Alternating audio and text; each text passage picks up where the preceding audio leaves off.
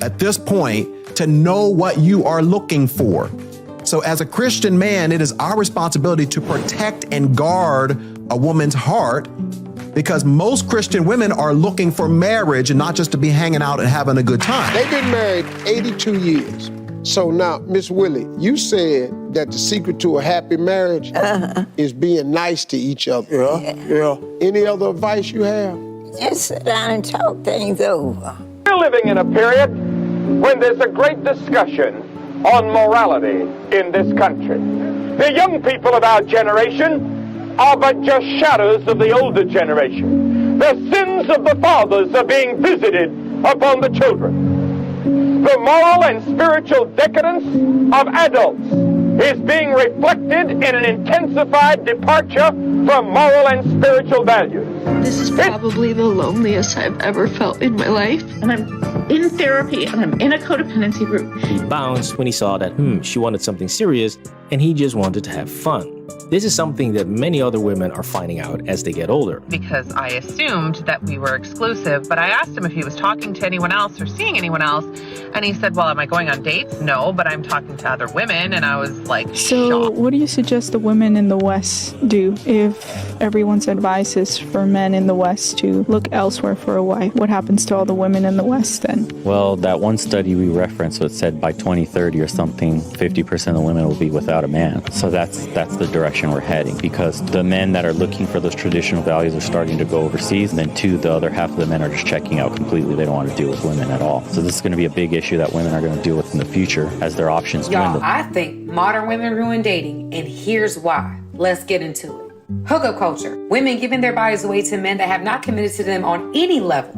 They've made relationships transactional, not being realistic. Now the majority of women want the minority of men. And here's the funny part. These girls, these strong, independent women, essentially become the man that they wanted in the first place.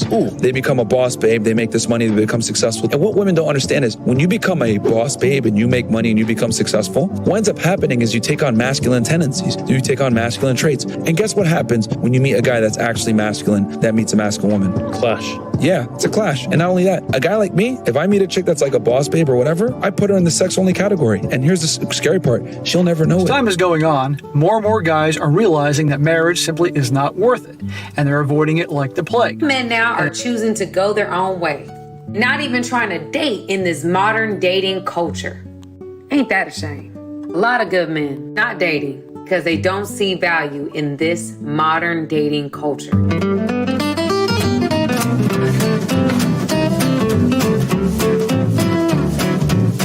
We've been married for 51 years. 54 years. We're celebrating our 25th wedding. The only reason it worked in those early years is we both loved the Lord.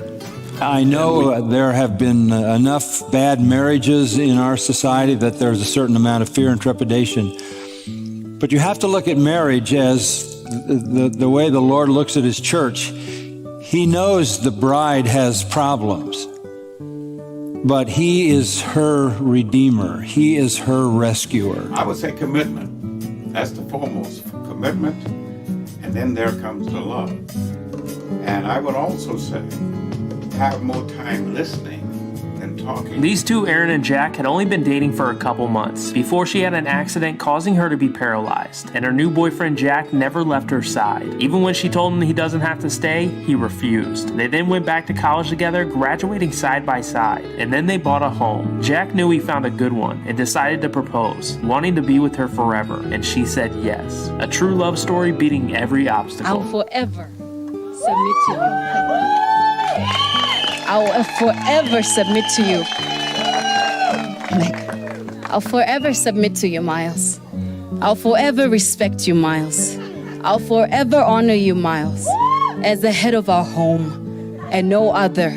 There is no other, there is no one, no plans of hell will ever prosper in our marriage and will ever hold me not to be a wife that is a Proverbs 31 woman. I will become that woman that builds the home as I follow you, as you follow Christ. That is the only thing that we will do in our household. And I promise and I vow that in heaven they hear. On earth, I declare and decree, I shall be a submissive wife unto you as we continue to do this work of God.